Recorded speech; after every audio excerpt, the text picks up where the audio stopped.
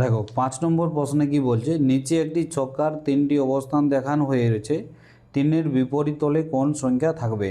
তাহলে এখানে দেখো একটি ছক্কার 3টি অবস্থান দেওয়া রয়েছে। এটা 1 নম্বর অবস্থান, 2 নম্বর অবস্থান, এটা হচ্ছে তোমার 3 নম্বর অবস্থান। এখানে কি বলেছে 3-এর বিপরীত তলে কি থাকবে। তাহলে দেখো আমরা যদি 1 নম্বর এবং 2 নম্বরকে যদি আমরা তুলনা করি, তাহলে এখানে দেখো দুটো ডিজিট কমন রয়েছে, 1 1 3 3। ঠিক আছে, দুটো ডিজিট যখন কমন থাকবে তখন এদের রোটেশন অবশ্যই পরস্পর বিপরীত হতে হবে। এটা দেখো, এটা হচ্ছে তোমার অ্যান্টি ক্লকওয়াইজ, আর এখানে রোটেশন রয়েছে তোমার ক্লকওয়াইজ।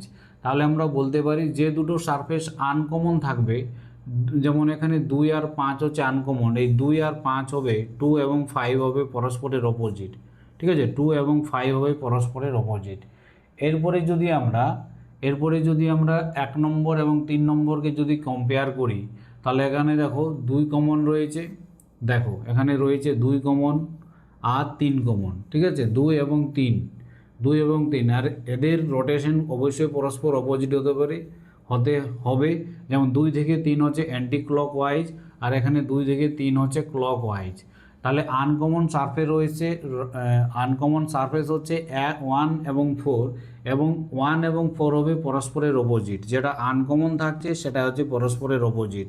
তাহলে 1 এবং 4 হচ্ছে পরস্পরের অপোজিট।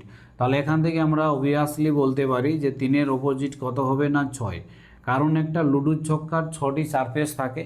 ঠিক আছে, তাহলে যদি আমরা এখানে দেখো, এখানে 1 2 3 দ্বারা নাম্বার দ্বারা ডিনোট যেহেতু করা রয়েছে, তার মানে সারফেসের কাউন্টিং কী হবে, 1 2 3 4 5 6 পর্যন্ত হবে। তাহলে এখানে দেখো 3 এবং 6 বাকি রয়েছে, এখানে 4টি সারফেসের সংখ্যা লেখা হয়ে গেছে 1 2 5 4। তাহলে 3 আর 6 বাকি রয়েছে, তাহলে 3 আর 6 হবে পরস্পরের অপোজিট হবে। তাহলে এখানে 3-এর বিপরীত তলে কোন সংখ্যা থাকবে না 6 থাকবে। Option B is the right answer.